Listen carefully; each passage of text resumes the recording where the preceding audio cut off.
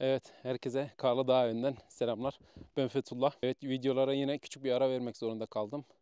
Elimde olmayan durumlardan dolayı. Yani ne kadar da çabalasanız bazı şeyler sizin çabanızın dışında gelişiyor ve gerçekleştiremiyorsunuz yapacağınız şeyleri. E, Bahsedeceğim ondan da. Bu arada geçen videoda bahsedememiştim. Yaklaşık bir yıldır ortalarda yokum. Bunun nedeni başta Instagram hesabımın çalınması ve belli bir süre zarfında onu geri almam var. Ondan sonra da zaten hani motivasyon olarak da insanın motivasyonu gidiyor, bazı hevesleri kaçıyor. O yüzden videolara ara vermek zorunda kaldım ve bu sürede gittikçe arttı. Bugünlere geldik. Ama önümüze bakıyoruz, artık yapacak bir şey yok. Belli bir süre geçti. Artık biz de videolara devam etmemiz lazım. Bu arada sizlerin de daha iyi videolarını çok özlediğinizi görüyorum. Yorumlarda belirtiyorsunuz. Gerçekten güzel bir ilgi var daha öne karşı. Bundan sonraki süreçte de bu gibi videoların gelmesi için beğeni ve takip ederseniz sevinirim. İlk defa karşına çıkıyorsam da birkaç videoma bak derim. Hoşuna giderse ona göre takip de edebilirsin. Şimdiden çok teşekkürler. Geçenki fırın videosundan kaldığımız yerden artık devam edebiliriz. Bazı süreçler oldu. Onlardan bahsedeceğim. Başlayalım. Evet, bu kısımdan hatırlarsanız duman geliyordu içeriye. Şu kısımdan. Burayı şöyle video yorumlarından ve e, bazı fikirlerimden dolayı şu şekilde kapattığım zaman, yani etrafını tam kapattığım zaman dumanın gelmeyeceği yönündeydi. Nitekim ben de öyle yaptım. Bir bez parçasıyla şöyle şurayı kapattım full bir şekilde. Hava almayacak şekilde ve bacamız işlevsel hale geldi. Çekmeye başladı. Onun dışında ikinci bir neden de şurada bir bakın dümdüz, şu kısım dümdüz. Baca oradan başlıyor. Aslında oraya şöyle kavisli bir baca yapsaydık direkt çekme ihtimali daha yüksekti. Ama öncelikle kolay yöntemi deneyelim. Burada cam sipariş vermiştim bu arada. Videonun gecikme sebebi o. Cam siparişi verdim ve çerçeveyi taktım. Sipariş bir süre sonra geldi, tabii geç geldi. Çerçeveyi taktım ve kuruması için sobanın kenarına koymuştuk. Boyadıktan sonra çerçeveyi. Ve kendi kendine bir anda patladı. Bunu firma yetkilisiyle de görüştükten sonra bununla ilgili herhangi bir yapabileceğim bir şeyin olmadığını söyledi firma yetkilisi. O firmayı da buraya koyacağım. Siz de herhangi bir alışveriş durumunda o firmadan dikkatli alışveriş yapmanızı isteyeceğim. Çünkü herhangi bir benim kullanma hatası olmadan sobanın dibinde ısıya dayanıklı olmasına rağmen patlıyorsa, yani buradaki dereceye dayanabilecek mi? Çok merak ediyorum. Ben de uzatmadım, yapacak bir şey yok dedim. Şimdi ikinci bir plan olarak da buraya duvar örmek, yani taş örmek.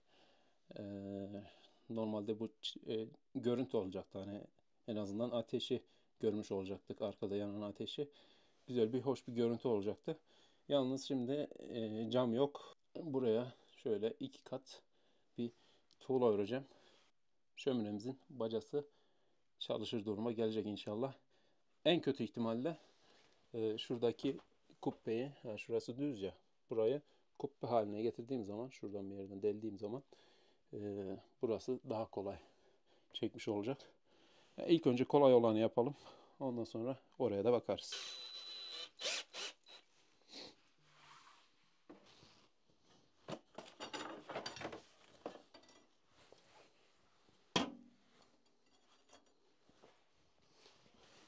Evet.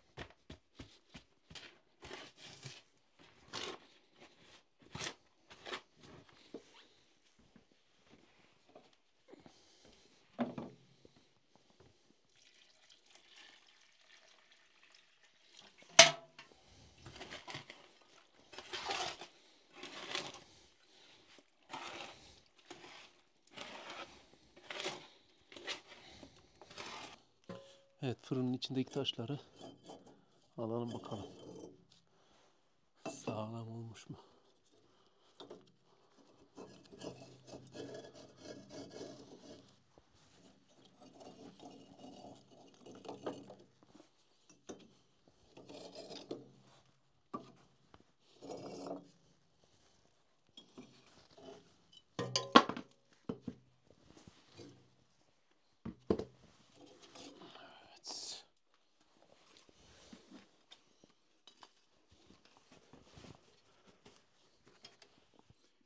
Gayet sağlam.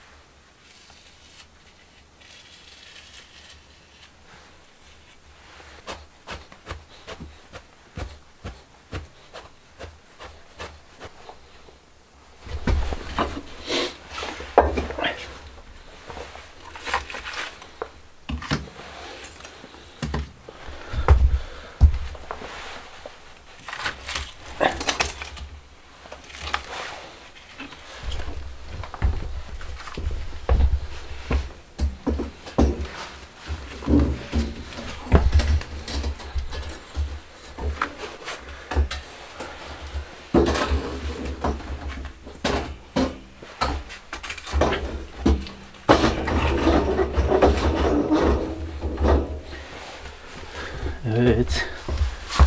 Izgaramızı da koyduk. Şimdi o ızgarayı koymamın nedeni buradan hava alacak ve ateşimiz istediğimiz coşkuda yanacak. Şurada yakmış olsaydım daha geç yanardı ama burada istediği gibi hava alacak. Şöyle şu üstteki buzdolabının arkadaki o tüpün dolaştığı yer. Ayak yaptım, altına da sağlamlaştırdım. Onu üstüne kaynattım. Böyle. Evet, şimdi yakabiliriz.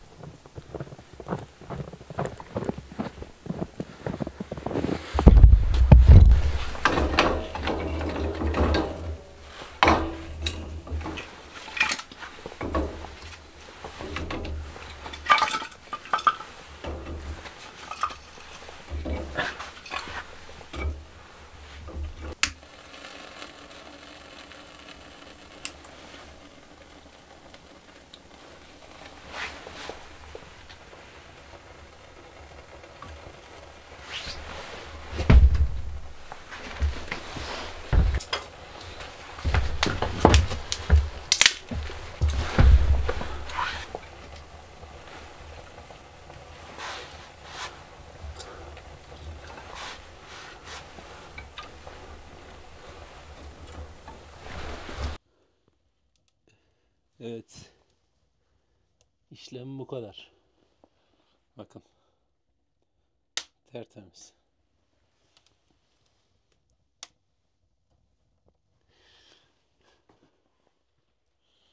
Çok iyi.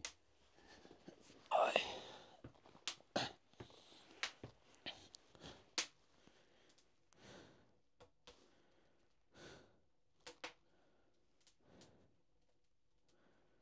Evet, ortam bu.